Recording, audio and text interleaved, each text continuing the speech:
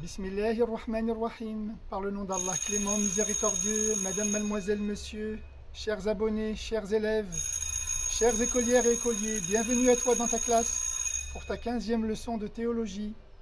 Sois concentré et attentif, c'est parti.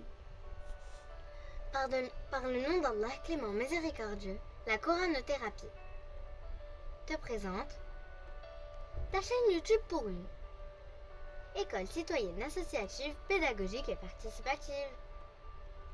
Ta première cyber-école en ligne est intitulée Pacte, projet d'accompagnement corano-thérapeutique émancipatrice. École Pacte, projet d'accompagnement corano-thérapeutique émancipatrice. École familiale gratuite, publique et à ciel ouvert. Leçon numéro 15. Troisième partie.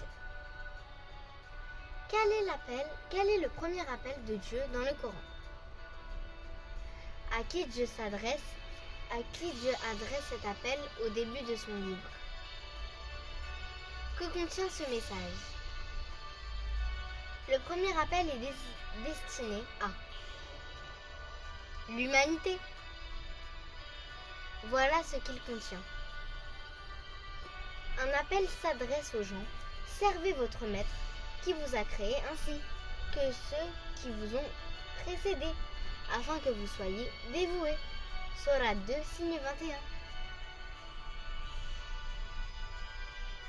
أعوذ بالله من الشيطان الرجيم. يا أيها الناس اعبدوا ربكم الذي خلقكم والذين من قبلكم لعلكم تتقون.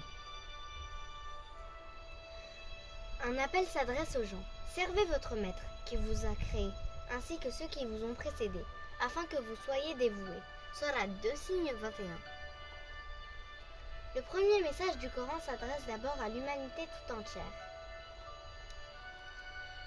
Le message veut dire que tu acceptes qu'Allah est le Créateur, ton Créateur, mon Créateur.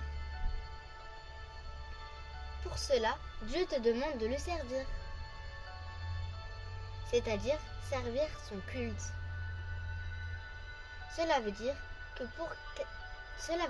pour adorer Dieu, Allah te demande d'être à son service.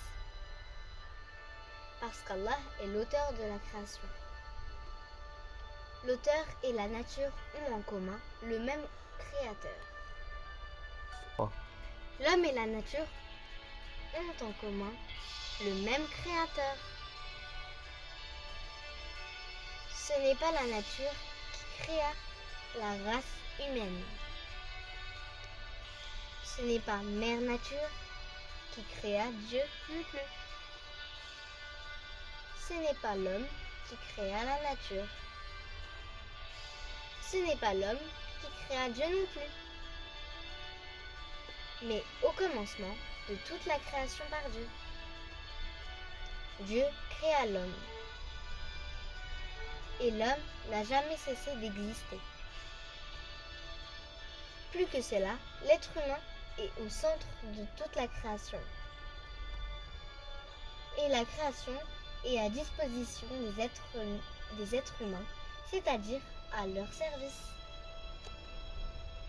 Et la création est aussi et surtout obéissante à Allah. Dans le premier message adressé à l'humanité, Dieu nous présente sa première fonction divine.